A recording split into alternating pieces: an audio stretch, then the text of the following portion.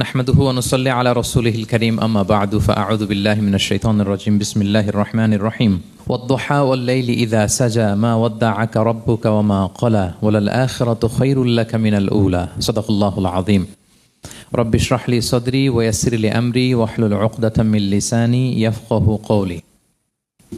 আল্লাহ রাব্বুল ইজ্জা ওয়াল জালালের দরবারে শুকরিয়া জ্ঞাপন করছি যে আল্লাহ তাআলা আমাদেরকে পবিত্র মাহে রমাদানে এসে পৌঁছার সুযোগ করে দিয়েছেন এবং আজকের ইফতার পূর্ববর্তী রমাদান অ্যান্ড কোরআন রিফ্লেকশন প্রোগ্রামে উপস্থিত হওয়ার সুযোগ করে দিয়েছেন। আমরা সবাই পড়ছি কালিমাতুশ শুকর আলহামদুলিল্লাহ।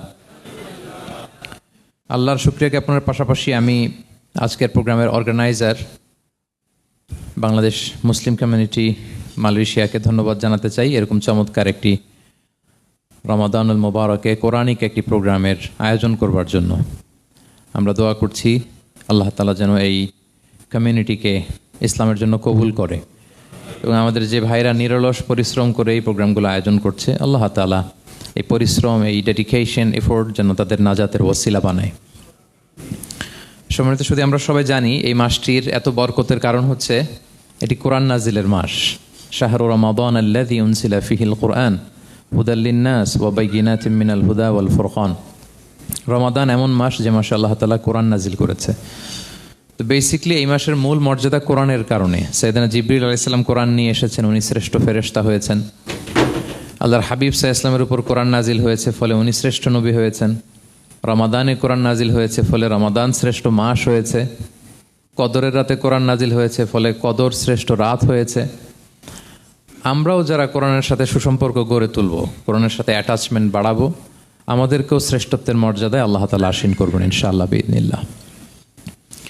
তো আজকের প্রোগ্রামের আমার ফার্স্ট অ্যান্ড ফরমোস্ট রিমাইন্ডার হচ্ছে কোরআন নাজিলের মাসে আমরা যেন বেশি বেশি কোরআনের সাথে নিজেদের সম্পর্ককে নবায়ন করি এবং মজবুত করি। কার কীরকম কোরআনের সাথে সম্পর্ক আপনি নিজেই জানেন। প্রতিদিন কত পৃষ্ঠা কোরআন তেলাওয়াত করেন, কোরআনের অর্থ পড়েন, কোরআনের তাফসির পড়েন কিংবা শোনেন, আপনি নিজেই জানেন। সো নিজে নিজে যেন একটু নিজেকে যেন কাঠগড়ায় দাঁড় করাই এবং নিজেকে যেন জিজ্ঞেস করি যে আমার সাথে কোরআনের সম্পর্ক কতটুকু মজবুত। যদি ঘাটতি থাকে, গ্যাপ থাকে, এটা যেন আমরা মেক আপ করি, ফুলফিল করি এই বরকতময় মাসে। আপনারা খেয়াল করে থাকবেন যে শুরুতেই আমি সূরা ওয়াদ-দুহা ওয়াল-লাইলি ইযা সাজার কয়েকটি আয়াত তেলাওয়াত করেছি। তো আজকে আমরা এই সূরাটির সংক্ষিপ্ত তাফসির পেশ করব ইনশাআল্লাহ বিইذنিল্লাহ। যে মজলিসে কোরআনের তাফসির হয়, আল্লাহর কালামের ব্যাখ্যা উপস্থাপন করা হয়, প্রেজেন্টেশন করা হয়, এর চেয়ে শ্রেষ্ঠ মজলিস কি পৃথিবীতে আর হতে পারে? আমরা পৃথিবীর সবচেয়ে শ্রেষ্ঠতম একটি মজলিস এখন বসে আছি। প্রিয় ভাই এবং বোনেরা, আমরা সূরা দোহার তাফসির শুনবো। এই সূরাটা মুখস্থ আছে না অনেকের? কোরআনের যে সমস্ত সূরা আমাদের অনেকেরই মুখস্থ, তার মধ্যে এটা অন্যতম একটা সূরা। এবং দেখবেন যে ইমাম সাহেবরা প্রায় এই সূরা তেলাওয়াত করে। যে সমস্ত সূরা দিয়ে প্রায় নামাজ পড়া হয়, এর মধ্যে অন্যতম একটা সূরা হচ্ছে সূরাতুদ দোহা।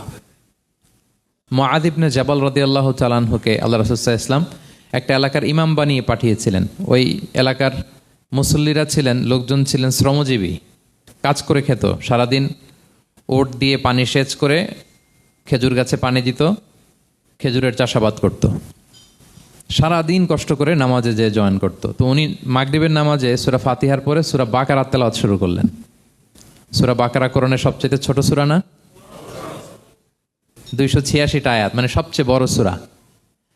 তো মাগরিবের সালাত উনি যখন এত লম্বা তেলাওয়াত ধরলেন, মুসল্লিরা আর ইমাম সাহেবের সাথে থাকতে পারতেছে না। কারণ ওনারা তো, ইমাম সাহেবের হয়তো মন ফুরফুরে, উনি পড়তেছেন মনের আনন্দে দরাজ গলায়, কিন্তু মুসল্লিদের তো অবস্থা খারাপ। সারাদিন ওনারা খেতে খামারে কাজ করে আসছে, নামাজ ছেড়ে দিয়ে অনেকে চলে গেছে। একা একা নামাজ পড়ে যে আল্লাহ রাসূল সাল্লাল্লাহু আলাইহি ওয়াসাল্লামের কাছে যে বিচার দিল যে রাসূলুল্লাহ, দেখেন এমন একজন ইমাম আপনি অ্যাসাইন করেছেন আমাদের এলাকায়, মাগরিবের নামাজে উনি সূরা বাকারা পড়ে আর আমরা হচ্ছে শ্রমজীবী। রাসূল সাল্লাল্লাহু আলাইহি ওয়াসাল্লাম খুব রেগে গেলেন। মুআয ইবনে জাবালকে ডেকে বললেন, হে মুআয, আফাত্তানুন আনত, তুমি কি সমাজে ফিতনা ছড়াচ্ছ? তুমি জানো না এরা কারা? তোমার কি সূরা ওয়াদ-দুহা ওয়াল-লাইলি ইযা সাজা মুখস্থ নাই? তোমার কি ওয়াশ-শামসি ওয়া-দুহাহা এটা মুখস্থ নাই? তোমার কি সাব্বিহ ইসমা রাব্বিকাল আ'লা এই সূরাগুলো তোমার জানা নাই? উনি বললেন জানা আছে। তো এগুলো রেখে দিয়ে মাগরিবের নামাজে কেন সূরা বাকারা ধরলা? তোমার মুসল্লিরা তো শ্রমজীবী মুসল্লি। যখন ইমামের দায়িত্ব হচ্ছে পেছনে কারা আছে এটা খেয়াল করা। অনেক সময় ইমাম সাহেব আল্লাহু আকবার বলে যে নামাজ ধরছে, কি হচ্ছে পেছনে আর খোঁজ খবর নাই। আল্লাহর হাবিব সাল্লাল্লাহু আলাইহি ওয়াসাল্লাম কিন্তু এমন ইমাম ছিলেন না। উনি অত্যন্ত বিবেকবোধ সম্পন্ন একজন ইমাম ছিলেন। একবার পেছনে এক বাচ্চার কান্না শুনে উনি নামাজ ছোট করে দিয়েছেন। সবাই বললেন, ইয়া রাসূলুল্লাহ, এত ছোট নামাজ তো কখনো পড়তে দেখি না। তখন রাসূল সাল্লাল্লাহু আলাইহি ওয়াসাল্লাম বললেন, একটা ছোট বাচ্চার কান্নার আওয়াজ আমার কানে এসেছে। আমার মনে হচ্ছে বাচ্চাটাকে সামলাতে নারীদের কাতারে একটা মায়ের খুব কষ্ট হচ্ছে, এজন্য নামাজটা আমি খাটো করে দিয়েছি। দেখেন কি চিন্তা চেতনা, পিছনে কি হচ্ছে সব রাসূল সাল্লাল্লাহু আলাইহি ওয়াসাল্লাম এটা খেয়াল করতেন। তো এই সূরার একটা ফজিলত আপনি জানলেন যে রাসূল সাল্লাল্লাহু আলাইহি ওয়াসাল্লাম সূরা ওয়াদ-দুহা ওয়াল-লাইলি ইযা সাজা এটা তেলাওয়াত করতে বলেছিলেন মুআয ইবনে জাবাল রাদিয়াল্লাহু তাআলা আনহুকে। এটা কোরআনের 93 নম্বর সূরা। কত নম্বর? এটা মাক্কি সূরা, আর নাজিলের ধারাবাহিকতা অনুযায়ী এটা 11তম সূরা। মানে এই সূরার আগে আরো 10টা সূরা নাজিল হয়েছিল, তার মানে মক্কার একেবারে শুরুর দিকে এই সূরাটা নাজিল হয়েছিল। আপনারা জানেন যে এবছর আমার একটা বই এসেছে এক নজরে কোরআন নামে, সেখানে আমি প্রত্যেকটা সূরার সার সংক্ষেপ নিয়ে সংক্ষেপে, খুব সংক্ষেপে, কখনো যদি সুযোগ হয় আপনারা দেখবেন যে প্রত্যেকটা সূরা 5 পৃষ্ঠার মধ্যে আমরা নিয়ে আসার চেষ্টা করেছি। সেখানে এগুলো পাবেন, সূরাটা কয় নাম্বার, নাজিলের ধারাবাহিকতা কখন, তারপর কোরআন শরীফের মধ্যে কখন, এটার ফজিলত কি, এটার সেন্ট্রাল থিম কি, মেজর থিম কি, কজ এন্ড ইফেক্ট কি, সব কেস স্টাডি থেকে শুরু করে রিফ্লেকশন সব আমরা সেখানে উল্লেখ করেছি। তো এই সূরাটা শুরুর দিকে, একেবারে শুরুর দিকে নাজিল হয়েছে। তার আগে মাত্র 10টি সূরা নাজিল হয়েছে। তো নাজিল হতে হতে 10টা সূরা যখন নাজিল হলো, এরপর অনেক দিন রাসূল সাল্লাল্লাহু আলাইহি ওয়াসাল্লামের কাছে কোনো সূরা নাজিল হয় না। কয়দিন নাজিল হয় না? কোনো বর্ণনায় 15 দিন, কোনো বর্ণনায় 1 মাস, কোনো বর্ণনায় 2 মাস, কোনো বর্ণনায় 6 মাস, টানা 6 মাসের গ্যাপ ওহী নাজিল হয় না। আল্লাহর হাবিব সাল্লাল্লাহু আলাইহি ওয়াসাল্লাম তিনি ওহী মিস করতে শুরু করলেন, যে ঘটনা কি, কোরআন নাজিল হচ্ছে না কেন, হঠাৎ এত গ্যাপ কেন? ওনার মাথায় কয়েকটা জিনিস ঘুরপাক খেলো। একটা ঘুরপাক খেলো যে আমার কোনো কাজে আল্লাহ আবার অসন্তুষ্ট হলো নাকি, অথবা আমি কোরআনের আয়াত, এই বাণীগুলো পৌঁছে দেওয়ার ক্ষেত্রে আমার কোনো গাফলতি হয়ে গেল নাকি, সামহাও কি আল্লাহর সাথে আমার কানেকশন এটা কি লুজ হয়ে যাচ্ছে, আমি কি কোনোভাবে আল্লাহ থেকে দূরে সরে পড়তেছি? রাসূল সাল্লাল্লাহু আলাইহি ওয়াসাল্লাম টেনশনে পড়ে গেলেন, চিন্তায় পড়ে গেলেন, কিরে ওহী আসে না কেন, আসে না কেন, আসে না কেন। এটা ছিল একটা দিক। আরেকটা দিক হচ্ছে আল্লাহর হাবিব সাল্লাল্লাহু আলাইহি ওয়াসাল্লামের কাছে কোরআনের আয়াত যাই নাজিল হতো উনি যে লোকদের কাছে প্রচার করে দিতেন। এখন নাজিল হয়েছে এখনই যে প্রচার শুরু, রাতে নাজিল হয়েছে রাতেই প্রচার শুরু, দিনে নাজিল হয়েছে দিনেই প্রচার শুরু, যখন নাজিল তখন প্রচার। কারণ আল্লাহ তাআলা বলেছেন, ইয়া আইয়ুহার রাসূলু বাল্লিগ মা উনজিলা ইলাইক মির রাব্বিক, আপনার রবের পক্ষ থেকে যা নাজিল হয়েছে প্রচার করেন। তো এই যে মাঝখান দিয়ে কয়েক মাস যার কোনো প্রচার করে না, মুশরিকরা টিটকারি মারতে শুরু করলো, বলে কি মুহাম্মদ, তোমার আল্লাহ তোমার ভুলে গেছে বোধহয়, তোমার আল্লাহ বোধহয় তোমাকে আর পছন্দ করে না। আগে তো প্রতিদিন কিছু না কিছু শোনাতা যে এইটা নাজিল হয়েছে, ওইটা আসছে, এই বিধান ওই বিধান, এখন তো কোনো খোঁজখবর নাই। ঘটনা কি? আল্লাহর হাবিব সাল্লাল্লাহু আলাইহি ওয়াসাল্লামের চাচি উম্মে জামিল, আবুল হাবির স্ত্রী, সে আরো খারাপ কথা বললো। সে বলল, ইন্না শাইতানাকা কদ তারাকাক, তোমার কাছে যে একটা শয়তান আসতো এখন বোধহয় আর আসে না মুহাম্মদ, নাউযুবিল্লাহি মিন যালিক। এটা দিয়ে জিবরিল আলাইহিস সালামকে বুঝিয়েছেন। জিবরিল এসে কি কি যেন বলে, কই এখন তো কিছু বলো না। তো রাসূল বলবে কি করে, কারণ তিনি তো মন গড়া কিছু বলতেন না। আল্লাহর হাবিব সাল্লাল্লাহু আলাইহি ওয়াসাল্লাম মনে যা ইচ্ছা হয়, মন গড়া কখনো কিছু বলেছেন? আওয়াজ করে বলেন, মন গড়া বলতেন তিনি?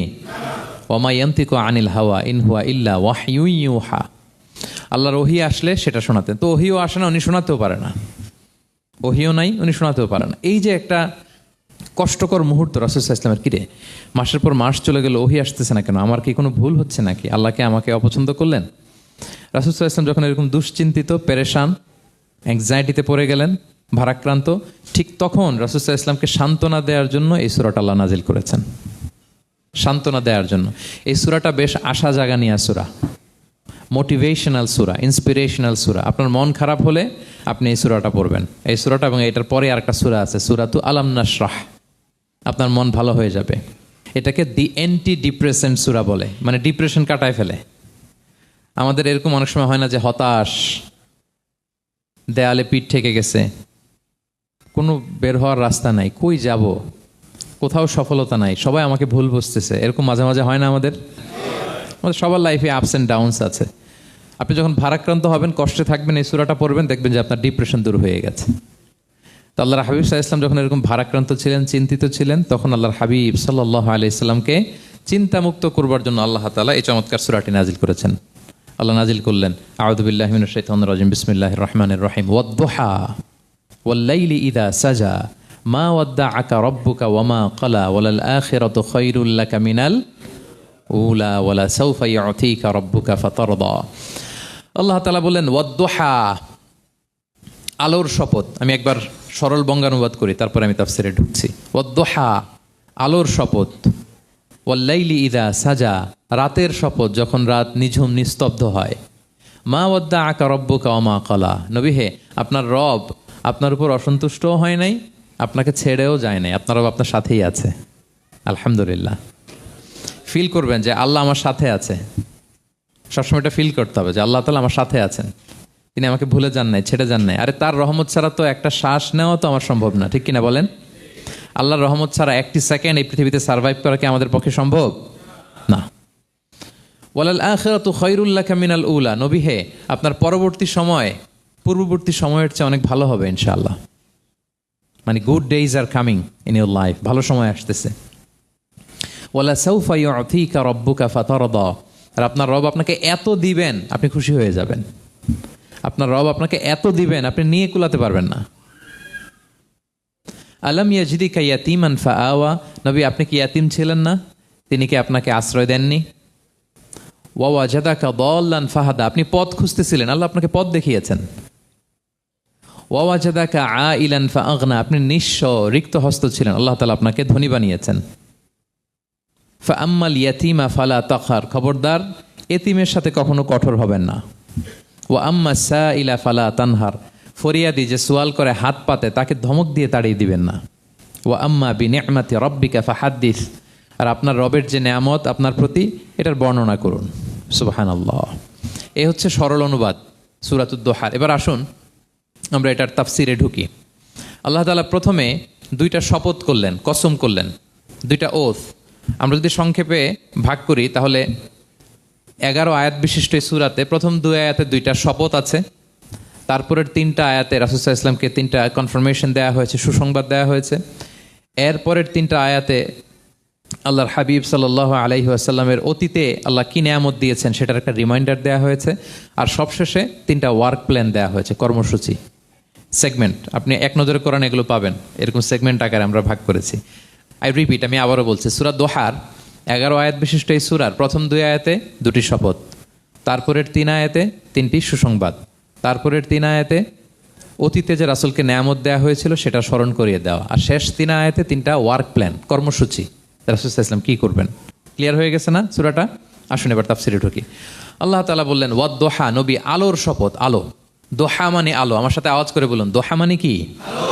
আলো, সকালের আলো, প্রভাতের সূর্য কিরণ। দিনের প্রথম অংশে একটা সানশাইন থাকে না, খুব চমৎকার লাগে 9টা-10টার দিকে, হ্যাঁ, সানশাইন। এই সকালের সানশাইনটাকে আরবিতে বলে দোহা। এই জন্য এই সময় আল্লাহর হাবিব সাল্লাল্লাহু আলাইহি ওয়াসাল্লাম নামাজ পড়তেন, এটাকে বলে সলাতুদ দোহা, মানে দোহার নামাজ। এটাকে বলে সলাতুদ দোহা, দোহার নামাজ। তো দেখেন রাসূল সাল্লাল্লাহু আলাইহি ওয়াসাল্লামের মন ভালো করবার জন্য প্রথমে আল্লাহর ওয়ার্ডিংটা দেখেন, আল্লাহ তাআলা কেমন চমৎকার শব্দ চয়েস করেন। প্রথমে আল্লাহ বললেন আলো। আলো বললেই তো মনটা ভালো হয়ে যায়, কি বলেন? এই আলো মানে আশার আলো, সম্ভাবনার আলো, প্রশান্তির আলো। ওয়াদ-দুহা, আলোর শপথ। মানে নবী আপনি হতাশ হবেন না, হাল ছাড়বেন না, ভরসা রাখুন। আপনি ঘর থেকে বের হন, দেখুন কি চমৎকার আলো। It's a beautiful day out there, জান, হোয়াট এ নাইস সানশাইন। কি চমৎকার উজ্জ্বল প্রভাতের সূর্য কিরণ। এত চমৎকার জলজলে সানশাইনিং এনভায়রনমেন্টে আপনার মন খারাপ হয় কি করে? ওয়াদ-দুহা, দোহার শপথ, মানে প্রভাতের সূর্য কিরণের শপথ। আবার বললেন ওয়াল-লাইলি ইযা সাজা, রাতের শপথ, যখন সে রাত নিঝুম হয়, গভীর হয়, নিস্তব্ধ হয়। 2টা শপথ, আলোর শপথ আর রাতের অন্ধকারের শপথ। আলোর শপথ বলে বেসিকলি আল্লাহ তাআলা ওহির আগমনকে বুঝিয়েছেন, আর রাতের শপথ বলে আল্লাহ তাআলা বেসিকলি ওহির অনুপস্থিতিকে বুঝিয়েছেন। মানে রাত দিন দুইটাই যেমনি লাগে, আল্লাহ তাআলা বোঝাতে চাইলেন নবী আপনি টেনশন করবেন না, আমি উইথ ইউ, আমি আপনার সাথে আছি। ওহি আসা না আসা দুইটাই গুরুত্বপূর্ণ। রেগুলার যদি ওহি আসে এটা রিসিভ করতে আপনার কষ্ট হয়ে যাবে। আল্লাহর পক্ষ থেকে আসমানি কিতাবের যে ওহি, এটা সাধারণ কোনো কথা না।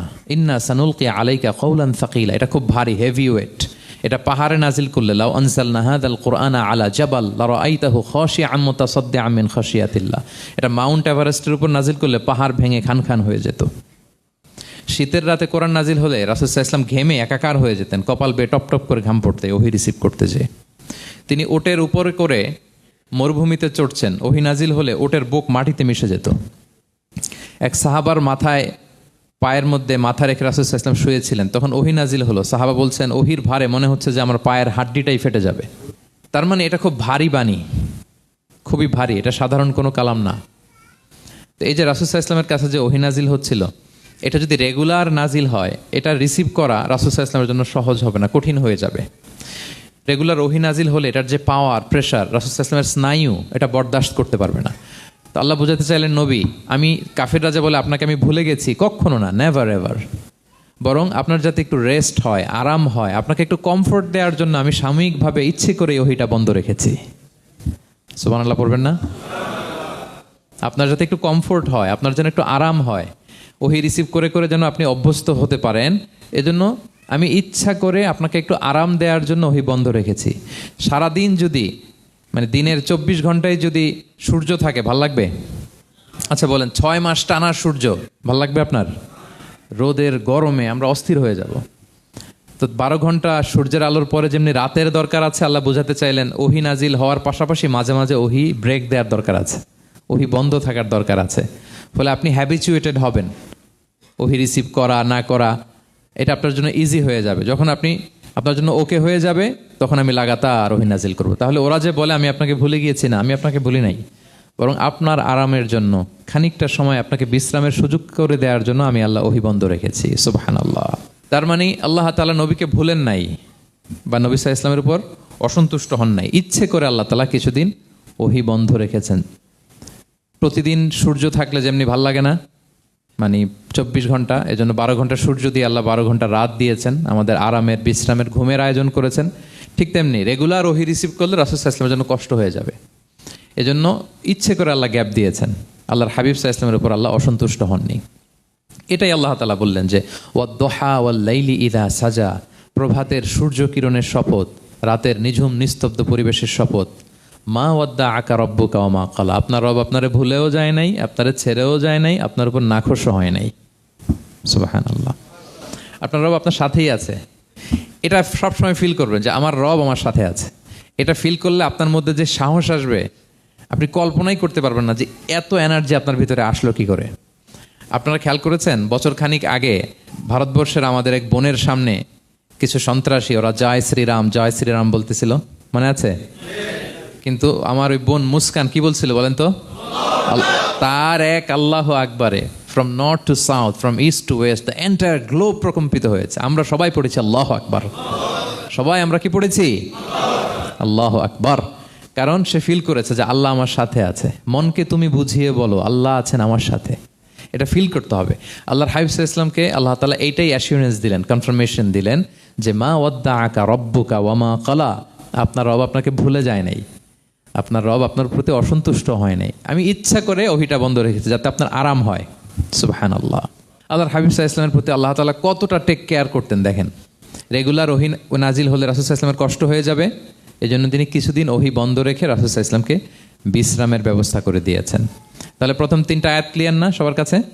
আচ্ছা, প্রথম 2টো আয়াতে 2টা শপথ গেল, এরপরে 3টা সুসংবাদ। সুসংবাদের প্রথমটা হলো আমি ভুলিও নাই ছাড়িও নাই, আপনার সাথে আছে।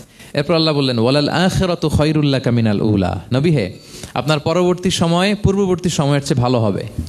নিশ্চয়ই আপনার পরবর্তী সময় পূর্ববর্তী সময়ের চেয়ে ভালো হবে। তার মানে গুড ডেইজ আর কামিং, ভালো সময় আপনার জীবনে আসছে, আপনি হতাশ হবেন না, নিরাশ হবেন না। এরপর আল্লাহ তাআলা বললেন ওয়ালা সাউফা ইউতিকা রাব্বুকা ফাতারদা, নবী হ্যাঁ আপনার রব আপনাকে এত দিবে আপনি খুশি হয়ে যাবেন, আপনার রব আপনাকে এত নেয়ামত দান করবে আপনি আপনার রবের প্রতি সন্তুষ্ট হয়ে যাবেন। সুবহানাল্লাহ বিহামদি। এবং তাই হয়েছে। যারা আপনারা সিরাত পড়েছেন, যারা আল্লাহর হাবিব সাল্লাল্লাহু আলাইহি ওয়াসাল্লামের জীবনী নিয়ে ধারণা রাখেন, তারা দেখবেন যে আল্লাহ রাসূল সাল্লাল্লাহু আলাইহি ওয়াসাল্লাম যেখানেই মনে কষ্ট পেয়েছেন, বিষণ্ণ, চিন্তিত, তখনই আল্লাহ তাআলা রাসূল সাল্লাল্লাহু আলাইহি ওয়াসাল্লামের চিন্তা দূর করে রাসূল সাল্লাল্লাহু আলাইহি ওয়াসাল্লামকে সন্তুষ্ট করেছেন। যখনই রাসূল সাল্লাল্লাহু আলাইহি ওয়াসাল্লামের মনে কষ্ট, তিনি চিন্তিত, তখনই আল্লাহ তাআলা ওনাকে হ্যাপি করেছেন। কাইন্ড অফ রাসূলকে হ্যাপি করাই আল্লাহর কাজ, আল্লাহর হাবিব সাল্লাল্লাহু আলাইহি ওয়াসাল্লামকে হ্যাপি করাই আল্লাহ তাআলার কাজ। দেখেন কিভাবে আল্লাহ তাআলা আল্লাহর হাবিব সাল্লাল্লাহু আলাইহি ওয়াসাল্লামকে হ্যাপি করেছেন, একটু খেয়াল করে দেখেন। মক্কাতে যখন খুব জটিল অবস্থা, দাওয়াতি কাজ চালিয়ে নেওয়াটা রাসূল সাল্লাল্লাহু আলাইহি ওয়াসাল্লামের জন্য কষ্ট হয়ে যাচ্ছে, নমুসলিম সাহাবাদের উপর অত্যাচার, তখন আল্লাহর হাবিব সাল্লাল্লাহু আলাইহি ওয়াসাল্লাম দেখলেন যে এই মক্কার 2 জনের একজনকে আমার চাই। তাদের একজন যদি ইসলামের ছায়াতলে আসে তাহলে ইসলামের পাল্লাটা ভারী হয়। কারা? একজন হচ্ছে ওমরে ফারুক আর একজন আবু জাহাল। দুজনের একজন তখন ইসলাম ধর্ম গ্রহণ করে নাই। তো রাসূল সাল্লাল্লাহু আলাইহি ওয়াসাল্লাম কেঁদে কেঁদে আল্লাহর কাছে ফরিয়াদ জানালেন, আল্লাহুম্মা আইজ্জাল ইসলামা বিআহাব্বি হাযাইন আর-রাজুলাইনি ইনদাক। আল্লাহ, আমি কাউকে স্পেসিফিক তোমার কাছে চাই না, শুধু এটাই বলি, দুজন লোকের নাম বলবো, এই দুজন লোকের মধ্যে থেকে যাকে তোমার পছন্দ হয় তাকে তুমি ইসলামের ছায়া তোলে এনে ইসলামকে শক্তিশালী করো। এক হচ্ছে আবু জাহাল, আরেক হচ্ছে ওমরে ফারুক। এই দোয়াটা তিনি করতে লাগলেন। আর খুব চিন্তিত, দুজনের কেউই মুসলমান হয় না। একদিন হঠাৎ সাহাবারা বললেন, ইয়া রাসূলুল্লাহ, আল্লাহর হাবিব সাল্লাল্লাহু আলাইহি ওয়াসাল্লাম তখন দারুল আরকামের ভেতরে বসা। সাহাবারা বললেন, ইয়া রাসূলুল্লাহ, আপনি এখান থেকে সরে যান, কারণ ওমরে ফারুক নাঙ্গা তলোয়ার নিয়ে আসতেছে আপনাকে হত্যা করবার জন্য। তো আল্লাহ রাসূল সাল্লাল্লাহু আলাইহি ওয়াসাল্লাম বললেন যে তোমরা সরে যাও, আমার মনে হচ্ছে ওই যে চোখের পানি ছেড়ে আমি দোয়া করেছি, ওই দোয়া আজকে কবুল হতে শুরু করেছে, তোমরা সরো। ঠিকই ওমরে ফারুক রাদিয়াল্লাহু তাআলা আনহু আসলেন, এসে তিনি তলোয়ার রেখে দিয়ে বললেন, আশহাদু আল্লা ইলাহা ইল্লাল্লাহ ওয়া আশহাদু আন্না মুহাম্মাদান আবদুহু ওয়া রাসূলুহু। আমি সাক্ষ্য দিচ্ছি আল্লাহ ছাড়া কোনো ইলাহ নেই এবং আপনি আল্লাহর প্রেরিত বান্দা এবং রাসূল। এই দৃশ্য দেখে রাসূল সাল্লাল্লাহু আলাইহি ওয়াসাল্লাম খুশি হয়ে গেলেন। ওয়ালা সাউফা ইউতিকা রাব্বুকা ফাতারদা। আল্লাহ বলেছিলেন যে নবী হে, আপনাকে এত দিব, আপনার রব আপনাকে এত নেয়ামত দিবে, আপনি শুধু খুশিই হবেন, সন্তুষ্ট হবেন আমার প্রতি। এদের রাসূল সাল্লাল্লাহু আলাইহি ওয়াসাল্লামের দোয়া কবুল করে আল্লাহ তাআলা ওমরে ফারুককে ইসলামের ছায়া তোলেন, ইসলামকে শক্তিশালী করলেন। ফাতারদা, রাসূল সাল্লাল্লাহু আলাইহি ওয়াসাল্লাম খুশি হয়ে গেলেন। এবার প্রতিটা ক্ষেত্রে মক্কাতে যখন খুব কঠিন অবস্থা, রাসূল সাল্লাল্লাহু আলাইহি ওয়াসাল্লাম তায়েফে চলে গেলেন দাওয়াত দেওয়ার জন্য। নেইবরিং সিটি, আপনারা যে হজ উমরা করেছেন জানেন, মক্কার পাশের সিটি তায়েফ। দাওয়াত দিলেন, দাওয়াত প্রত্যাখ্যান করলো তারা। শুধু তাই না, ফিজিক্যালি হ্যারেস করা হলো আল্লাহর হাবিব সাল্লাল্লাহু আলাইহি সাল্লামকে। রাসূল সাল্লাল্লাহু আলাইহি ওয়াসাল্লামের জামা ধরে, গা ধরে টানা হেঁচড়া করা হলো, পাথর মারা হলো, তিনি রক্তাক্ত হলেন। হামালাতুল জিবাল, পাহাড়রক্ষী ফেরেশতারা বলে, রাসূলুল্লাহ, আপনি যদি আদেশ দেন তায়েফের দুই দিকের পাহাড় দিয়ে এমন চাপা দিব, পুরো তায়েফের জনপদ একেবারে ভ্যানিশ হয়ে যাবে। আল্লাহর হাবিব সাল্লাল্লাহু আলাইহি ওয়াসাল্লাম বললেন, না, আমি আশা করি তাদের পরবর্তী নেক্সট জেনারেশনের কেউ না কেউ পড়বে লা ইলাহা ইল্লাল্লাহ মুহাম্মাদুর রাসূলুল্লাহ। তাই হয়েছে। এখন তায়েফে যান, শুধু মসজিদ আর মসজিদ, মসজিদ আর মসজিদ। কি চমৎকার পরিবেশ! তায়েফে গেলে মনেই হবে না আরব দেশ। বৃষ্টি হয় প্রতিদিন, অনেক চাষাবাদ হয়, চমৎকার এলাকা। রাসূল সাল্লাল্লাহু আলাইহি ওয়াসাল্লামের দোয়ার বরকত। তো তায়েফবাসী দাওয়াত প্রত্যাখ্যান করলো। রাসূল সাল্লাল্লাহু আলাইহি ওয়াসাল্লাম গায়ের রক্ত পরিষ্কার করে নাখলা নামক খেজুরের বাগানে যায়েদ রাদিয়াল্লাহু তাআলা আনহুকে ফজরের নামাজ পড়তেছিলেন। আল্লাহর হাবিব সাল্লাল্লাহু আলাইহি ওয়াসাল্লাম যখন ফজরের সালাতে তেলাওয়াত করতে লাগলেন, একদল জিন পাশ দিয়ে যাচ্ছিল, তারা তাদের এলাকায় যেয়ে বলল, ইন্না সামি'না কুরআনান আজাবা ইয়াহদি ইলা রুশদি ফাআমান্না বিহি। জিনেরা আগে আকাশের উপরে উঠে ফেরেশতারা কি বলে চুরি করে শুনে আসতো। হঠাৎ জিনেরা আর উপরে যেতে পারে না, উপরে যেতে চাইলেই ফাআতবাআহু শিহাবুন সাকিব, আগুনের পাথর মারা হয়। ঘটনা কি? সব জিনেরা বৈঠক বসালো। ঘটনা কি? আগে কত তথ্য আগেই জেনে যেতাম, জেনে গণকদেরকে বলতাম, গণকরা আমাদেরকে ধন্যবাদ জানাইতো। তো এখন তো আসমানের সিকিউরিটি এত বেড়ে গেল কেন? কারণ কি? ওই যে শেষ নবী আসার কথা যে মনে হয় চলে আসছে, দেখো তো কোথায় আসছে উনি। খুঁজতে খুঁজতে খুঁজতে একদল ওই দিন ফজরের সময় আল্লাহর হাবিব সাল্লাল্লাহু আলাইহি ওয়াসাল্লাম রক্তাক্ত হয়ে ফজরের সালাত যখন পড়তেছেন, ওই কোরআন তেলাওয়াত শুনে তারা এলাকায় যেয়ে বলল যে ইন্না সামি'না কুরআনান আজাবা, এক আজীব কোরআন শুনে আসছি, ইয়াহদি ইলা রুশদি, এই কোরআন মানুষকে হেদায়েতের পথে নিয়ে যায়। ফাআমান্না বিহি, আমরা ঈমান এনে ফেললাম। সুবহানাল্লাহ পড়েন। তো রাসূল সাল্লাল্লাহু আলাইহি ওয়াসাল্লাম তো এটা জানেন না। আল্লাহ তাআলা জিবরাইল মারফত জানালেন যে হে নবী, আপনি এসেছিলেন ম্যানকাইন্ডকে দাওয়াত দিতে তায়েফের, তারা দাওয়াত গ্রহণ করে নাই, ম্যানকাইন্ড রিজেক্ট করেছে। কিন্তু আরেকটা জাতি আছে যাদেরকে আপনি দেখেন না, তাদেরকে বলে জিন কাইন্ড, মানে জিন জাতি। পুরো জিন জাতি কালিমা পড়ে মুসলমান হয়ে গিয়েছে নবী। বলে সাউফা ইউতিকা রাব্বুকা ফাতারদা, নবী আপনার রব আপনাকে এত নেয়ামত দিবেন আপনি খুশি হয়ে যাবেন। নবী সাল্লাল্লাহু আলাইহি ওয়াসাল্লাম ওইখানে আবার খুশি হয়ে গেলেন, রক্তাক্ত, ইনজুর্ড। কিন্তু যখন শুনলেন মানুষ জাতি তারা ঈমান আনে নাই, কিন্তু জিন জাতি তারা ঈমান এনেছে, আল্লাহর হাবিব সাল্লাল্লাহু আলাইহি ওয়াসাল্লাম আবার আনন্দিত হলেন। তাহলে আল্লাহর হাবিব সাল্লাল্লাহু আলাইহি ওয়াসাল্লামকে আনন্দিত করাই হচ্ছে আল্লাহর কাজ, খুশি রাখাই হচ্ছে আল্লাহর কাজ। সুবহানাল্লাহি বিহামদিহি। আল্লাহর হাবিব সাল্লাল্লাহু আলাইহি ওয়াসাল্লামের বয়স যখন 50 বছর, ওনার কাছের দুজন আত্মীয় মারা গেল। ওনার প্রিয়তমা স্ত্রী খাদিজা রাদিয়াল্লাহু তাআলা আনহা ইন্তেকাল করলেন, ওনার প্রিয় চাচা আবু তালেব ইন্তেকাল করলেন। দুজনই শেল্টার দিত, একজন ঘরে একজন বাইরে।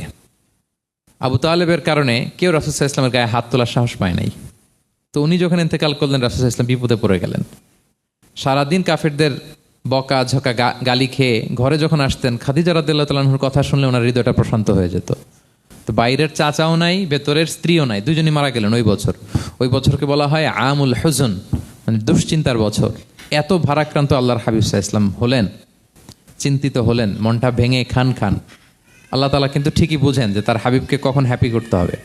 আল্লাহ তাআলা তখন সাইয়েদনা জিবরাইল আলাইহিস সালামকে পাঠালেন যে যাও, আমার বন্ধুকে আর পৃথিবীতে থাকার দরকার নাই, আমার বন্ধুকে ঊর্ধ্ব জগতের নৈশ ভ্রমণের ইনভাইটেশন দিয়ে আসো, মানে মেরাজের ইনভাইটেশন দিয়ে আসো। পড়েন সুবহানাল্লাহ।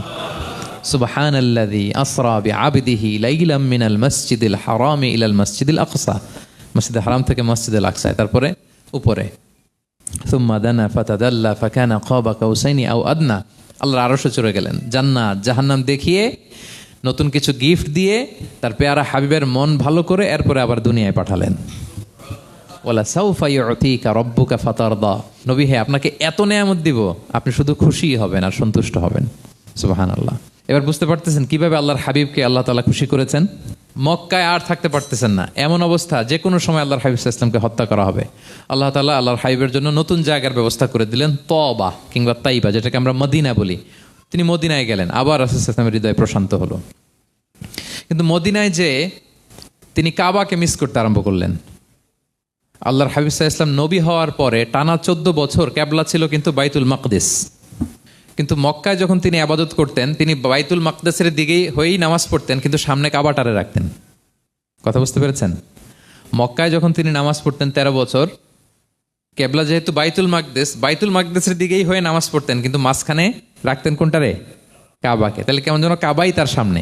আচ্ছা, কিন্তু মদিনায় যখন গেলেন এখন তো আর সুযোগ নাই, কাবা একদিকে বাইতুল মাকদিস আরেক দিকে, এখন কাবাকে আর সামনে রাখা যাচ্ছে না, মিস করতে লাগলেন কাবাকে।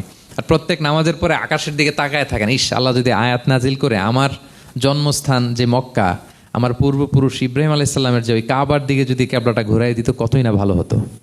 আল্লাহ বলেন যে আপনি যে কদ নারা তাকাল্লুবা ওয়াজহিকা ফিস সামা, নবী আপনি যে আকাশের উপর চেহারা উঠিয়ে মনে মনে কি চান আমি তো বুঝি। আল্লাহর হাবিব সাল্লাল্লাহু আলাইহি ওয়াসাল্লামকে খুশি করার জন্য আল্লাহ আয়াত নাজিল করলেন, ফাওয়াল্লি ওয়াজহাকা শাতরাল মসজিদিল হারাম। নবী হ্যাঁ, আপনাকে খুশি করার জন্য নতুন বিধান নাজিল করলাম, এখন থেকে ফ্রম রাইট নাও আপনি যখনই নামাজ পড়বেন এখন থেকে কাবামুখী হয়ে আপনি সালাত আদায় করবেন। তাহউইলুল কিবলা, কিবলা পরিবর্তন হয়ে গেল। সুবহানাল্লাহি ওয়া বিহামদি।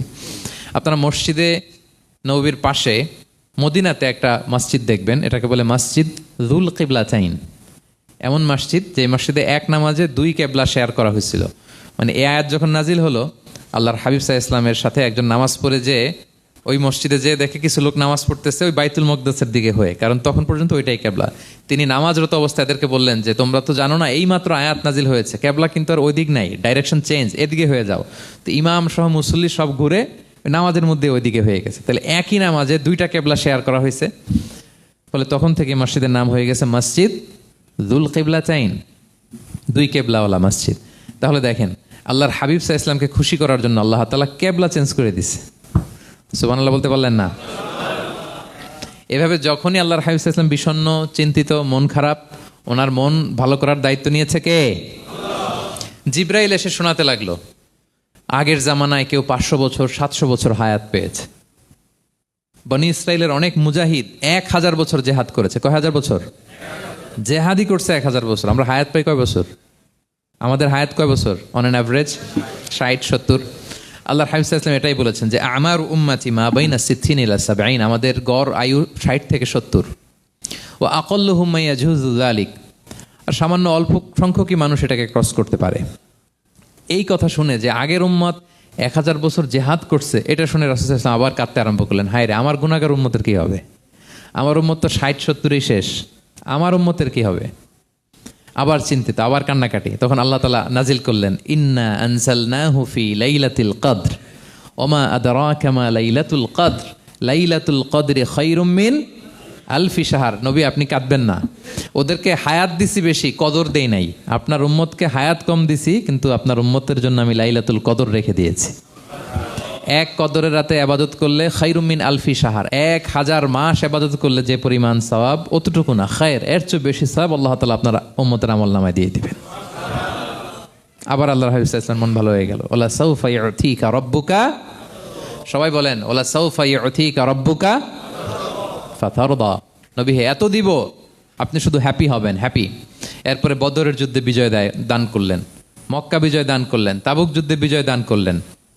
সব শেষে জান্নাতে ওনার জন্য স্পেশাল একটা জায়গা থাকবে, ওই জায়গায় কেউ বসতে পারবে না। জায়গাটার নাম মাকামে মাহমুদ। ওয়া মিনাল লাইলি ফাতাহাজ্জাদ বিহি নাফিলাতাল লাকা আসা আন ইয়াবআসাকা রাব্বুকা মাকামাম মাহমুদা, ওই মাকামে মাহমুদের সিংহাসনে আল্লাহর হাবিব সাল্লাল্লাহু আলাইহি ওয়াসাল্লাম বসবেন। ওনার জন্য স্পেশাল খাস, কেউ এখানে বসতে পারবে না।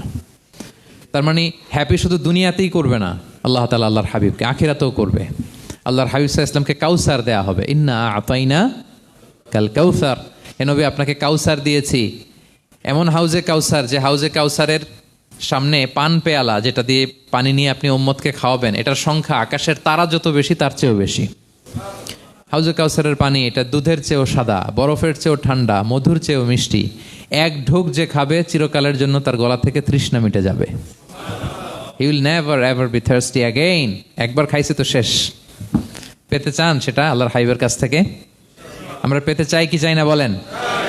ইন্না আতাইনা কাল কাউসার, নবী আপনাকে আমি কাউসার দিয়েছি।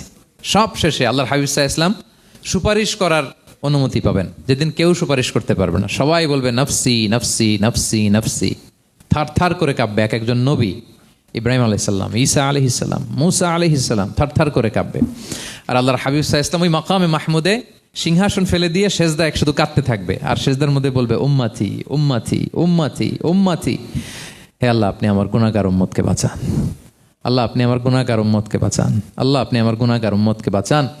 আল্লাহ তাআলা এটা সহ্য করতে না পেরে জিবরাইল আলাইহিস সালামকে বলবেন যে ওয়াসআলহু মা ইউবকিক, জিবরাইল যাও জিজ্ঞেস করো তো আমার বন্ধু এত কাঁদে কেন, কি চায় জিজ্ঞেস করো। তো আল্লাহর হাবিব সাল্লাল্লাহু আলাইহি ওয়াসাল্লাম বলবেন আল্লাহুম্মা উম্মতি উম্মতি, আল্লাহ আমার উম্মতকে বাঁচান, আমার গুনাহগার উম্মতকে বাঁচান। আল্লাহ তাআলা এবার জিবরাইল মারফত বলবেন যে ইযহাব ইলা মুহাম্মদ সাল্লাল্লাহু আলাইহি ওয়াসাল্লাম, যাও মুহাম্মদের কাছে যাও, ওয়াকুল্লাহু তাকে বলো দুনিয়াতে যেমনি কখনো কষ্ট পেতে দেই নাই, বারবার তাকে হ্যাপি করেছি, খুশি করেছি। ওয়া ইন্না সানুরদিকা ফি উম্মাতিকা ওয়ালা নাসুউক, আজকের এই কঠিন দিনেও আমার হাবিবকে আমি কষ্ট দিব না, তার উম্মতের ব্যাপারেও তাকে আমি খুশি করে দেব। তার গুনাহগার উম্মতের ব্যাপারেও আজকে মুহাম্মদ সাল্লাল্লাহু আলাইহি ওয়াসাল্লামকে আমি খুশি করে দেব। আল্লাহর হাবিব সাল্লাল্লাহু আলাইহি ওয়াসাল্লাম তখন সুপারিশ শুরু করবেন। আল্লাহু আকবার, আল্লাহু আকবার। ওয়ালা সাউফা ইউতিকা রাব্বুকা ফাতারদা, নবী হে আপনাকে এত নেয়ামত দিব আপনি নিয়ে কুলাতে পারবেন না। সব শেষে এই গুনাহগার উম্মতকে সুপারিশ করে জাহান্নাম থেকে নাম কাটিয়ে সবাইকে নিয়ে তিনি একটা ফ্ল্যাগ হাতে নিয়ে তিনি জান্নাতের দিকে ছুটবেন। ওই ফ্ল্যাগের মধ্যে লেখা থাকবে আলহামদু। কি লেখা থাকবে? মানে প্রশংসা, প্রশংসার পতাকা। নিজেও তো প্রশংসিত। মুহাম্মদ মানে কি জানেন? মুহাম্মদ মানে কি? প্রশংসিত। এই কারণে মুহাম্মদ সাল্লাল্লাহু আলাইহি ওয়াসাল্লামকে মক্কার লোকেরা গালি দিয়েও শান্তি পেত না। মানে যদি বলি এই প্রশংসিত লোকটা খারাপ, কথাটা হইল? প্রথমে আগে বলা লাগে কি? প্রশংসিত। মুহাম্মদ মানে কি? তো এই জন্য মক্কার লোকেরা রাসূল সাল্লাল্লাহু আলাইহি ওয়াসাল্লামকে মুহাম্মদ না বলে ডাকতো মুদাম্মাম, মানে নিন্দিত। তো মুদাম্মাম তো রাসূলের নাম না, রাসূল সাল্লাল্লাহু আলাইহি ওয়াসাল্লামের নাম কি? মুহাম্মদ, প্রশংসিত। এই জন্য গালি দিয়েও তারা মজা করতে পারতো না, সুবিধা করতে পারতো না। গালি দিলেও আগে প্রশংসা করে নেওয়া লাগতো। প্রথমে বলতো মুহাম্মদ পাগল, এরকম বলতো নাউযুবিল্লাহ। তার মানে প্রশংসিত লোকটা পাগল হইলো, এটা গালি হয়েছে? ঘুরে ফিরে তো প্রশংসাই হয়ে গেল। তো আল্লাহর হাবিব সাল্লাল্লাহু আলাইহি ওয়াসাল্লাম লিওয়াউল হামদ, প্রশংসার ফ্ল্যাগ নিয়ে বিশাল উম্মতকে নিয়ে জান্নাতে অভিমুখে যাবেন এবং জান্নাতের দরজায় হি উইল বি দা প্রথম নক করবেন উনি। তখন জান্নাতের রক্ষী ফেরেশতা বলবে মান আনতা, কে? আল্লাহর হাবিব সাল্লাল্লাহু আলাইহি ওয়াসাল্লাম বলবেন আনা মুহাম্মদ, আমি মুহাম্মদ। তো ফেরেশতা বলবে আমরা দাঁড়ায় আছি এজন্য আল্লাহ বলে দিয়েছেন মুহাম্মাদের আগে কাউকে যেন এন্ট্রি দেয়া না হয়। আপনার আগে যেন কারো জন্য জান্নাতের দরজা না খুলি, স্পেশাল উপর থেকে অর্ডার আছে। আপনি যেহেতু নক করেছেন, ওয়েলকাম, আসেন। পুরো উম্মাহ নিয়ে আল্লাহর হাবিব সাল্লাল্লাহু আলাইহি ওয়াসাল্লাম জান্নাতে ঢুকবেন। ওয়ালা সাউফা ইউতিকা রাব্বুকা ফাতারদা, নবী হে আপনাকে অচিরেই এত নেয়ামত দিব আপনি সন্তুষ্ট হয়ে যাবেন। প্রথম দুইটা শপথ গেল, এরপর তিনটা সুসংবাদ গেল। এরপর আল্লাহ তাআলা অতীতে যে নবীর পাশে ছিলেন, অতীতে যে বিভিন্ন নেয়ামত দিয়ে আল্লাহর হাবিব সাল্লাল্লাহু আলাইহি ওয়াসাল্লামকে আল্লাহ তাআলা ধন্য করেছেন, এগুলো রিমাইন্ডার দিচ্ছেন যে নবী আপনি কেন চিন্তিত হন, আমি আগেও ছিলাম আপনার সাথে, এখনো আছি, ভবিষ্যতেও থাকবো। তিনি বললেন আলাম ইয়াজিদকা ইয়াতীমান ফাআওয়া, তিনি কি আপনাকে ইয়াতীম অবস্থায় পাননি? তিনি কি আপনাকে আশ্রয় দেননি? আপনারা জানেন আল্লাহর হাবিব সাল্লাল্লাহু আলাইহি ওয়াসাল্লাম যখন মায়ের পেটে, তখনই তার পিতা দুনিয়া থেকে ইন্তেকাল করেছেন। মায়ের পেটে তার বয়স হচ্ছে 6 মাস, দুনিয়াতে আসেননি আল্লাহর হাবিব সাল্লাল্লাহু আলাইহি ওয়াসাল্লাম রাহমাতাল লিল আলামিন। মায়ের পেটে থাকা অবস্থায় বাবা হারিয়েছেন, দুনিয়াতে আসলেন 6 বছর বয়সে তিনি মাকে হারিয়েছেন। কয় বছর বয়সে? 6 বছর। তারপর মায়ের ইন্তেকালের পরে দাদার কাছে, আব্দুল মুত্তালিবের কাছে লালিত পালিত হতে লাগলেন। 8 বছর বয়সে দাদাও ইন্তেকাল করলেন। বাবা চলে গেলেন জন্মের আগে, মা চলে গেলেন 6 বছর মানে শিশু থাকতে, 8 বছর বয়সে তো শিশু। দাদাও চলে গেলেন। 8 বছর বয়স থেকে আল্লাহর হাবিব সাল্লাল্লাহু আলাইহি ওয়াসাল্লাম চাচার কাছে এতিম অবস্থায় লালিত পালিত হতে লাগলেন। এবং আবু তালেব এত ভালোবাসতো, ইমান আনে নাই, শেষ পর্যন্ত ইমান আনেনি, শিরকের উপর ইন্তেকাল করেছে, কিন্তু আল্লাহর হাবিব সাল্লাল্লাহু আলাইহি ওয়াসাল্লামকে এত ভালোবেসেছেন। বাবার যে কি মানে পিতৃ স্নেহের যে কি মায়া, এটা বুঝতে দেন নাই কখনো, এটার অভাব কখনো তিনি টের পান নাই। ওনার যে বাবা নাই আবু তালেবের কারণে এতটা ভালোবেসেছেন। তার মানে কখনোই রাসূল সাল্লাল্লাহু আলাইহি ওয়াসাল্লামকে লালন পালন, রক্ষণাবেক্ষণ, টেক কেয়ারের কোনো গ্যাপ আল্লাহ তাআলা রাখেননি। হালিমাতু সাদিয়ার কাছে, পরে মায়ের কাছে, উম্মে আইমানের কাছে, দাদা আব্দুল মুত্তালিবের কাছে, পরে চাচার কাছে, একটার পর একটা স্লট বাই স্লট রেডি। সেটাই স্মরণ করে দিলেন যে নবী, এমন তো হয় নাই যে আপনাকে লালন পালনের জন্য কেউ ছিল না। আলাম ইয়াজিদকা ইয়াতীমান ফাআওয়া, আপনার রব কি আপনাকে ইয়াতীম অবস্থায় আশ্রয়ের ব্যবস্থা করে দেননি? মানে তখন তো আমি ছিলাম আপনার সাথে, কেউ ছিল না তখন তো আমি ছিলাম। তো আপনারা তো ভয় কিসের? আপনি হতাশ হবেন না, নিরাশ হবেন না, হাল ছাড়বেন না আপনি। তাহলে প্রিয় ভাইরা, আল্লাহর হাবিব সাল্লাল্লাহু আলাইহি ওয়াসাল্লাম ইয়াতীম অবস্থায় পৃথিবীতে এসেছিলেন এবং এজন্য ইয়াতীমের সাথে ভালো আচরণ তিনি করতে বলতেন আল্লাহর হাবিব সাল্লাল্লাহু আলাইহি ওয়াসাল্লাম। যারা এতিমকে ভালোবাসে আল্লাহ তাদেরকে ভালোবাসে। এবং আল্লাহর হাবিব সাল্লাল্লাহু আলাইহি ওয়াসাল্লাম বলতেন, আনা ওয়া কাফিলুল ইয়াতীমি ফিল জান্নাতি কাহাতাইন, আমি এবং এতিমের রক্ষণাবেক্ষণকারী এইভাবে প্রতিবেশীর মতো জান্নাতে থাকব। এই 2 আঙ্গুলের মাঝে যেমনি গ্যাপ নাই, আমার আর এতিমের রক্ষণাবেক্ষণকারী তার বাড়ির মাঝখানে কোনো গ্যাপ থাকবে না জান্নাতে। We will be neighbour in paradise. জান্নাতে এরকম আমরা কাছাকাছি থাকবো। আল্লাহু আকবার পড়েন। তাহলে এতিমের রক্ষণাবেক্ষণকারীকে আল্লাহ তাআলা ভালোবাসেন। যারা এতিমকে পছন্দ করে না, এতিমকে তাড়িয়ে দেয়, তাদেরকে আল্লাহ পছন্দ করেন। আল্লাহ তাআলা বলেন, আরাআইতাল্লাযী ইউকাযযিবু বিদ্দীন ফাযালিকাল্লাযী ইয়াদউল ইয়াতীম। যারা আখিরাতকে অবিশ্বাস করে তারাই এতিমকে ঘাড় ধাক্কা দিয়ে তাড়িয়ে দেয়। কোনো বিশ্বাসী কখনো এতিমের সাথে খারাপ আচরণ করে না। আপনাদের যাদের মন শক্ত, অনেকের চোখ দিয়ে পানি নামে না। আমার এক আত্মীয় আছে, খুব আল্লাহওয়ালা। আমার জীবনে এত আল্লাহওয়ালা আমি দেখি নাই, কিন্তু ওনার চোখ দিয়ে পানি নামে না। বারবার এসে আমারে বলে যে, মিজান কি করবো বলো, তুমি একটু মুনাজাত ধরো। আমার মনে আছে আমি ওনাকে নিয়ে মুনাজাত ধরতাম, তো ওনার কান্না আসে না চোখ দিয়ে। এত আল্লাহওয়ালা, খুব ভালো মানুষ, কিন্তু চোখ দিয়ে পানি নামে না। এটা অনেকের হয়, নানা কারণে হয়। তো আল্লাহর হাবিব সাল্লাল্লাহু আলাইহি ওয়াসাল্লাম বলেছেন, কারো যদি চোখ দিয়ে পানি না নামে বা হৃদয় নরম না হয়, তারা যেন এতিমের মাথায় হাত বুলিয়ে দেয়। এক সাহাবী এসে বলেন, ইয়া রাসূলুল্লাহ, আমার হৃদয়টা বড় শক্ত, হৃদয় নরম হয় না। রাসূল সাল্লাল্লাহু আলাইহি ওয়াসাল্লাম বললেন, তাই? আচ্ছা, আতুহিব্বু আন ইয়ালিনা কলবুক, তুমি কি চাও তোমার হৃদয় নরম হোক, ওয়া তুদরাকা হাজাতুক, এবং তোমার আশা পূরণ হোক? তিনি বললেন, হ্যাঁ। তো রাসূল সাল্লাল্লাহু আলাইহি ওয়াসাল্লাম বললেন, ইরহামিল ইয়াতীম, এতিমের উপর রহম করো। ওয়ামসা আলা রাসি, এতিমের মাথায় হাত বুলিয়ে দাও। ওয়া আতইমহু মিন তুআমিক, তোমার খাবার এতিমকে খাওয়াও। তালিনু কলবুক, তোমার অন্তর নরম হবে। তুদরাকা হাজাতুক, তোমার ইচ্ছা পূরণ হবে। তাহলে হৃদয় যদি শক্ত থাকে, কার মাথায় হাত বুলাবেন? বুলাইছেন কখনো? হ্যাঁ, বুলিয়েছেন? খুঁজে খুঁজে হাত বুলাবেন। বাংলাদেশে তো অনেক অরফেনেজ আছে, অনাথ আশ্রম, ওখানে যাবেন। সুযোগ হলে একদিন যে একটু লাঞ্চ করলেন ওদের সাথে বসে, ডিনার করলেন, একসাথে খেলেন, ওদের মাথায় হাত বুলিয়ে দিলেন, সাধ্যমতো কিছু উপহার হাতে তুলে দিলেন, আপনার ইচ্ছা পূরণ হবে আর আপনার হৃদয় নরম হবে ইনশাআল্লাহ। আর এতিমকে আদর করা মানে নবী সাল্লাল্লাহু আলাইহি ওয়াসাল্লামের প্রতি ভালোবাসা দেখানো। কারণ আমার নবী এতিম হয়ে বড় হয়েছেন। এতিমের প্রতি ভালোবাসা প্রকারান্তরে নবী সাল্লাল্লাহু আলাইহি ওয়াসাল্লামের প্রতি ভালোবাসা দেখানো হয়, কারণ আমার নবী এতিম হয়ে বড় হয়েছেন। সুবহানাল্লাহ। কিন্তু তার বিপরীতে আমরা সমাজে কি দেখি? এতিমের মাথায় হাত বুলানো তো দূরের কথা, এতিমের সম্পদও খেয়ে ফেলে অনেকে। হ্যাঁ, এরকম আছে না? হ্যাঁ, এতিমের সম্পদ দেদারসে গিলতেছে। কি যে আমাদের চিন্তাধারা! দেখবেন যে লোকটা এতিমের সম্পদ গিলে, ওরা রোজা অবস্থায় এক ঢোক পানি গিলাতে পারবেন কিনা দেখেন। যে বলেন একটু পানি খান তো, যে খাবে না কেন? হারাম। তো ওই হারাম কিন্তু গিলতেছে ইচ্ছা মতো। রোজা অবস্থায় এক ফোঁটা আপনি পানি গিলাতে পারবেন না এরে, কেন? হারাম। কিন্তু ওইদিকে ভাতিজার সম্পদ গিলতেছে দেদারসে। আল্লাহ বলেন, এটা ভাতিজার সম্পদ না, এটা তুমি জাহান্নামের আগুন পেটে ঢুকাচ্ছ। জাহান্নামের আগুন। ইন্নাল্লাযীনা ইয়াকুলুনা আমওয়ালাল ইয়াতামা যুলমান ইন্নামা ইয়াকুলুনা ফি বুতুনিহিম নারা ওয়া সায়াসলাউনা সাঈরা। যারা এতিমের সম্পদ খায়, এটা সম্পদ না, এটা জাহান্নামের আগুন তুমি পেটে ঢুকাচ্ছ। সো এতিমের প্রতি যেন আমরা নমনীয় হই, তাদের মাথায় হাত বুলাই, তাদের জন্য খরচ করি, তাদের প্রতি যেন আমরা দয়াদ্র হই, কারণ আমার নবী এতিম অবস্থায় বড় হয়েছেন। তাহলে নবী সাল্লাল্লাহু আলাইহি ওয়াসাল্লামকে এটা স্মরণ করে দিলেন, নবী আপনি তো এতিম ছিলেন, আমি তো আপনাকে রক্ষণাবেক্ষণের ব্যবস্থা করছি। আর কি করেছি? ওয়াজাদাকা দাল্লান ফাহাদা, নবী আপনাকে আমি এমন অবস্থায় পেয়েছি, আপনি পথ খুঁজতেছিলেন, আমি আপনাকে পথ দেখিয়েছি। You are searching the right path and I guided you to the right sense of direction. আপনি পথ খুঁজতেছিলেন, আমি পথ দেখাইছি। এখানে দল্লানের অর্থ পথভ্রষ্ট করা যাবে না। ওয়াজাদাকা দল্লান, হে নবী আপনাকে আমি পথভ্রষ্ট পেয়েছি, পরে পথ দেখাইছি, এরকম বলা যাবে না। এটা আল্লাহর হাবিব সাল্লাল্লাহু আলাইহি ওয়াসাল্লামের ক্ষেত্রে প্রযোজ্য নয়। অনেক বাংলা তাফসীর অর্থে আমি দেখেছি পথ হারা, নবী আপনাকে আমি পথ হারা পেয়েছি, পথ দেখেছি, এটাও খুব একটা সুন্দর না। সবচেয়ে সুন্দর হচ্ছে নবী আপনি পথ খুঁজতেছিলেন, সত্যের অনুসন্ধানী ছিলেন। অনেক সময় দেখবেন অনেক পথিক যেতে যেতে এমন এক জায়গায় যায়, দেখে 3 রাস্তা কিন্তু কোনো সাইনবোর্ড নাই। পুরাতন রাস্তাগুলোতে এরকম অনেক সময় হতো না আমাদের, 3 দিকে রাস্তা, কোনো সাইনবোর্ড নেই, তো যাবো কই? এটা বুঝালেন যে নবী আপনি পথ খুঁজতেছিলেন, আমি আপনাকে দেখিয়েছি, হে নবী এটাই সিরাতুল মুস্তাকিমের পথ। ওয়াজাদাকা দল্লান ফাহাদা, আপনি পথ খুঁজতেছিলেন, আমি আপনাকে পথ দেখিয়েছি। তো ছোটবেলায় সাথে ছিলাম, পথ খুঁজতেছিলেন, পথ দেখালাম, আমি আপনার ভুললাম কোথায়? কাফিরদের কথায় মন খারাপ করেন কেন যে তারা বলে আমি আপনাকে ভুলেছি, ছেড়েছি? নো, নেভার এভার, আমি আপনার সাথেই আছি। তারপর আল্লাহ তাআলা বললেন ওয়াজাদাকা আইলান ফাআগনা, তিনি আপনাকে রিক্ত হস্ত, নিঃস্ব পেয়েছেন, সম্পদহীন অবস্থায় পেয়েছেন, পরে সম্পদশালী করেছেন। সুবহানাল্লাহ।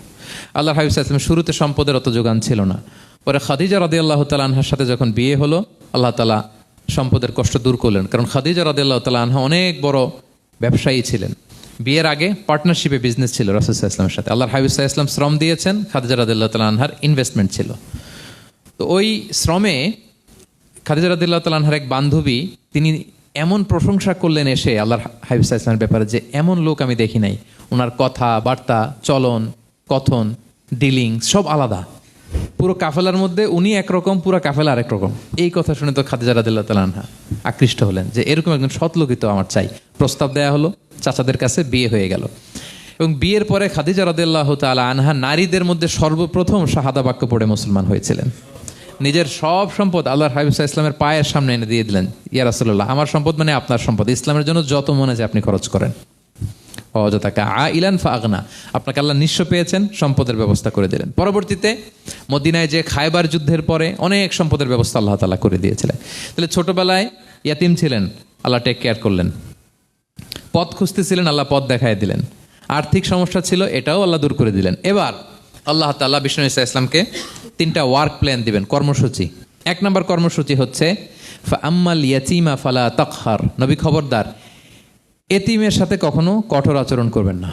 1 নম্বর কর্মসূচি, কারণ আপনিই তো এতিম ছিলেন। এতিমের দুঃখ আপনি না বুঝলে বুঝবে কে? এতিমের সাথে কখনো কঠোর হবেন না। আল্লাহর হাবিব সাল্লাল্লাহু আলাইহি ওয়াসাল্লাম কখনো এতিমের সাথে কঠোর হন নাই। এতিম তো দূর কি বাত, কারোর সাথে তিনি কঠোর হন নাই। ওনার কাছে চাইলে উনি না বলতে পারতেন না, নো, নাই, দিব না, এটা বলতে জানতেন না। নো ওনার ডিকশনারিতে ছিল না, চাইলেই দিতেন। একবার আল্লাহর হাবিব সাল্লাল্লাহু আলাইহি ওয়াসাল্লামের কাছে একটা জামা, কয়টা? আপনার জামা কয়টা? আমার জামা কয়টা? জুব্বা তখন কয়টা ছিল? মাত্র একটা। ত্যাগ ফরিয়া দিয়ে এসে বলে ইয়া রাসূলুল্লাহ আতিনি কামিসান, আমার একটা জামা দেন, আমার জামা নাই। নবী সাল্লাল্লাহু আলাইহি ওয়াসাল্লামের জামা কয়টা তখন? ওনার কাছে চাইলে উনি না বলতে পারতেন, খুলে দিয়ে দিচ্ছেন, নাও। এখন ওনার জামা আছে কয়টা? তো জামাও নাই, বেরও হতে পারে না। কি এক মুসিবত! আল্লাহ তাআলা আয়াত নাজিল করলেন ওয়াল্লাযীনা ইযা আনফাকু লাম ইউসরিফু ওয়া লাম ইয়াকতুরু ওয়া কানা বাইনা যালিকা কাওয়ামা। নবী হে, যারা বিশ্বাসী তারা দানের সময় ভারসাম্য করবে। মানে অনেকগুলো থাকলে আপনার একটা দিতেন, ছিলই যখন একটা, ওইটার হকদার তো ফরিয়াদির চেয়ে আপনি বেশি। এখন যে দিয়ে দিলেন, আপনি করবেন কি? অনেকগুলো থাকলে না হয় আপনি দিতেন, ছিলই একটা, এটার সবচেয়ে যোগ্য, অধিকতম যোগ্য এবং হকদার তো আপনি। সুবহানাল্লাহ, সুবহান। কি নবী ছিল, কি নবী ছিল! না বলতে পারতেন না, মানুষকে ফিরিয়ে দিতে জানতেন না। আল্লাহ বললেন নবী হে, আপনার প্রথম কর্মসূচি ফাআম্মাল ইয়াতীমা ফালা তাকহার, খবরদার এতিমকে কখনো, এতিমের প্রতি কঠোর হবেন না। 1 নম্বর কর্মসূচি। এটা শুধু নবীর জন্য কর্মসূচি নাকি আমাদের জন্য না? হ্যাঁ, সবার জন্য। এতিমদের সাথে যেন আমরা রূঢ় ভাষী না হই, তাদের সাথে যেন রূঢ় আচরণ না করি। 2 নম্বর ও আম্মা সাইলা ফালা তানহার, ফরিয়াদিকে ধমক দিবেন না, হাত পাতলে ধমক দিবেন না। আমরা অনেক সময় ধমক দেই, আপনারা দেন কখনো? না, আমরা দিতে পারবো না, ধমক দিতে নিষেধ করেছেন আল্লাহ তাআলা। আম্মা সাইলা ফালা তানহার, যদি না থাকে বুঝিয়ে বলেন যে এখন পারতেছি না, কিন্তু ধমক দিবেন না কখনো। কারণ আপনি এখন বড় সাহেব হয়ে গেছেন, প্রাইভেট কারের পাশ থেকে দেখবেন যে স্যার 2টা টাকা দেন, কিছু খাই নাই, হায় রে ছিঁড়া কাপড়, মলিন চেহারা, ভাঙ্গা একটা থালা হাতে নিয়ে স্যার 5টা টাকা দেন। আল্লাহ আপনারা স্যার বানাইছে আর ওরে বানাইছে ভিখারি। আচ্ছা বলেন তো, জায়গাটা চেঞ্জ করতে আল্লাহর কত সময় লাগে? ওরে ভিতরে বসায় স্যার বানাবে আর আপনারে ভাঙ্গা একটা থালা দিয়ে এরকম ওই যে টোল টোল যেখানে নেয় ওখানে দাঁড় করাবে। বলেন আল্লাহর কয় সেকেন্ড লাগবে? লাগবে 1 সেকেন্ডও লাগে না। সো ও আম্মা সাইলা ফালা তানহার, ফরিয়াদিকে ধমক দিয়ে তাড়িয়ে দিও না, খবরদার। ওকে আল্লাহ ফরিয়াদি বানিয়ে পরীক্ষা করছে আর তোমাকে আল্লাহ সম্পদশালী বানিয়ে পরীক্ষা করছে। তাহলে 1 নম্বর কর্মসূচি ছিল এতিমের সাথে রূঢ়ভাষী হবেন না। 2 নম্বর হচ্ছে ফরিয়াদিকে ধমক দিবেন না। 3 নম্বর ওয়া আম্মা বিনিআমাতি রাব্বিকা ফাহাদ্দিস, আল্লাহ তাআলা আপনাকে যে নেয়ামত দিয়েছে এই নেয়ামতের আপনি কি করেন? বর্ণনা করেন। ওয়া আম্মা বিনিআমাতি রাব্বিকা ফাহাদ্দিস, আল্লাহ নেয়ামতের বর্ণনা করেন, শুকরিয়া করেন। কারণ আল্লাহ তাআলা আমাদের অনেককে ইয়েতিম বানায় নাই, আমাদেরকে ফরিয়াদি বানায় নাই। আমরা অনেকেই আছি, আমরা এখনো ইয়েতিম না, আমার আব্বা আম্মা এখনো বেঁচে আছেন, আমাদের অনেকের আব্বা আম্মা বেঁচে আছেন। ইয়েতিম মূলত ছোট অবস্থায় যদি বাবা মারা যায় তাকে আরবিতে ইয়েতিম বলে। মান মাতা আবুহু ওয়া হুয়া সগীর, কেউ ছোট তার বাবা মারা গেছে তাকে শরীয়তের পরিভাষা কি বলে? ইয়েতিম। তা আমরা অনেকেই তো ইয়েতিম না, আমরা অনেকেই তো অন্যের কাছে হাত পাতা লাগে না, আমরা ভালো আছি না? আমাদের দেখবেন যে প্রায় হিসাবটা হচ্ছে আমার কি নাই। আমাদের হিসাবটা কি নাই, কি যে আছে এটার হিসাব করে কুলানোও যাবে না, ঠিক কিনা বলেন? ঠিক যেই মুহূর্তে এখানে বসে আমরা এই চমৎকার ইফতারি নিয়ে বসে আছি, ঠিক একই মুহূর্তে দেখবেন যে হসপিটালের আইসিইউতে শুয়ে শুয়ে কাতরাচ্ছে অনেকে। ঠিক এই মুহূর্তে কিডনি ডায়ালিসিস চলতেছে, দেখছেন? কিডনি পেশেন্ট এদিকে ছিদ্র করে ব্লাড সব বের হয়ে রিফাইনিং হয়ে আরেক দিক দিয়ে ঢুকে, ওর চিৎকার শুনলে। বার্ন ইউনিটে গেছেন কখনো? আগুনে পোড়া রুগী, আপনার তো অনেক কিছু নাই, আমার এটা নাই ওইটা নাই, আল্লাহ এটা দিল না, এটা নিয়ে আসেন। আপনি বার্ন ইউনিটে একদিন যায়েন, তাহলে বুঝবেন যে আল্লাহ আপনারে কত শান্তিতে রেখেছে। না খেয়ে কয় রাত কাটিয়েছি আমরা, বলেন তো? কত লোক বাড়ি ভাড়া পরিশোধ করতে পারে না, ঋণের বোঝায় জর্জরিত, দুরারোগ্য ব্যাধিতে আক্রান্ত, ক্যান্সারের লাস্ট স্টেজে। তাদের সাথে একটু দেখা করেন, 4th স্টেজে চলে আসছে ক্যান্সার পেশেন্ট। তার চেহারা, তার খাবার, তার চলাফেরা, কিভাবে তার প্রতিটা সেকেন্ড কাটে, একটু দেখে আসবেন, তাহলে বুঝবেন যে কত আল্লাহর দেয়া নেয়ামতের সাগরে হাবুডুবু খাই আমরা। এজন্য আল্লাহ বলেছেন 3 নম্বর কর্মসূচি হচ্ছে ওয়া আম্মা বিনিআমাতি রাব্বিকা ফাহাদ্দিস, আল্লাহ নেয়ামতের শুকরগুজার হও। আল্লাহ যে নেয়ামত দিয়েছে এই নেয়ামত তুমি বর্ণনা করো। অনেকে আছে আল্লাহ নেয়ামত দিলে ওটা প্রকাশ করতে চায় না, এটা আল্লাহ পছন্দ করে না। মানে আপনি যদি অনেক সম্পদশালী হন, আপনি সুন্দর পরিচ্ছন্ন জামা পরবেন, মানুষকে দান করবেন, আপনার বাড়ি ঘর সুন্দর হবে, এটা নিষেধ নয়, এটা ভালো। আপনি আল্লাহর দেয়া নেয়ামত ব্যবহার করতে পারবেন এবং বলতেও পারবেন, কিন্তু শুকরান লা ফখরান, শুকরিয়া স্বরূপ বলবেন, ফখর করে অহংকার করে না। বলতে পারেন আলহামদুলিল্লাহ, আল্লাহ তাআলা আমাকে 4টা ছেলে দান করেছে, 4 জন হাফেজ, আল্লাহ তাআলা আমাকে থাকার মতো একটা ঘর দিয়েছে, একটা বাড়ি দিয়েছে, একটা গাড়ি দিয়েছে, সম্মান নিয়ে সমাজে চলার মতো আল্লাহ তাআলা আমাকে দিয়েছেন। এটা যদি আপনি শুকরিয়া স্বরূপ বলেন, এটাতে সমস্যা নেই, কিন্তু অহংকার নিয়ে বলা যাবে না। ইন্নাল্লাহা ইউহিব্বু আইয়ারা আসারা নি'মাতিহি আলা আবদিহি, আল্লাহ তাআলা যে নেয়ামত তার বান্দাকে দিল ওইটার একটা নমুনা দেখতে আল্লাহ পছন্দ করে। আল্লাহ বানাইছে আপনার বিলিয়নিয়ার, আপনি হচ্ছেন ছেঁড়া পরা জামা পরে চলেন, হবে? বানাইছে আল্লাহ তাআলা আপনাকে অনেক সম্পদশালী, আপনার চলা ফেরা কোনো রুচিই নাই, এটা হইলো না। আল্লাহ চায় যে তোমার যে নেয়ামত দিছে এটার একটা নমুনা তোমার মধ্যে থাক, এটাও শুকরগুজার হওয়ার একটা আলামত। তাহলে 3 নম্বর কর্মসূচি কি? ওয়া আম্মা বিনিআমাতি রাব্বিকা ফাহাদ্দিস, আল্লাহর নেয়ামতের শুকরগুজার হও, আল্লাহ তাআলা যে নেয়ামত দিয়েছে সেটা বর্ণনা করো। তাহলে প্রিয় ভাইরা, সূরাতুদ দোহা এটা হচ্ছে একটা মোটিভেশনাল সূরা, আশা জাগানিয়া সূরা, অ্যান্টি ডিপ্রেশন বলি আমি এই সূরাটাকে। ডিপ্রেশন থাকলে চলে যাবে, কারণ ওয়ালাল আখিরাতু খায়রুল লাকা মিনাল উলা, হে নবী আপনার পরবর্তী সময় আপনার পূর্ববর্তী সময়ের চেয়ে ভালো। সবসময় আশাবাদী হবেন। সূরা দোহার 1 নম্বর শিক্ষা হচ্ছে বি অপটিমিস্টিক, মানে অপটিমিজম, আশাবাদী হওয়া, নিরাশ হওয়া যাবে না। বিশ্বাসীদের, মুমিন মুসলিমের ডিকশনারিতে হতাশা নিরাশা নাই, আমার ডিকশনারিতে অন্তত নাই, আপনাদের আছে কিনা জানি না। আজকে থেকে বলেন আপনাদের ডিকশনারিতে হতাশা নিরাশা রাখবেন? আমাদের কোনো হতাশা নাই, নিরাশা নাই, কারণ আমরা যে পরিস্থিতিতে থাকি না কেন আমাদের সাথে কে আছেন? লা তাহজান ইন্নাল্লাহা মা'ানা, চিন্তিত হয়ো না, আল্লাহ আমার সাথে আছেন। আল্লাহ আমার সাথে আছেন বললেই দেখবেন মুস্কানের মতো এক তাকবীর আপনার মুখ দিয়ে বেরোচ্ছে, এমন এনার্জি বেরোচ্ছে, গোটা বিশ্ব আপনি জয় করে ফেলবেন তখন। এটাই আমাদের সবচেয়ে বড় পাওয়ার। আমাদের সাথে কে আছে? ইন্নাল্লাহা মা'ানা, আল্লাহ তাআলা আমাদের সাথে আছেন। তাহলে সূরা দোহার আজকের তাফসিরের 1 নম্বর লেসন হচ্ছে optimism. Believer should be optimistic always. বিশ্বাসীরা আশাবাদী হয়, নিরাশ হয় না, হতাশ হয় না, হাল ছাড়ে না। বিশ্বাসীরা ভরসা রাখে এক মহান সত্তার উপর। আওয়াজ করে বলেন তো তিনি কে?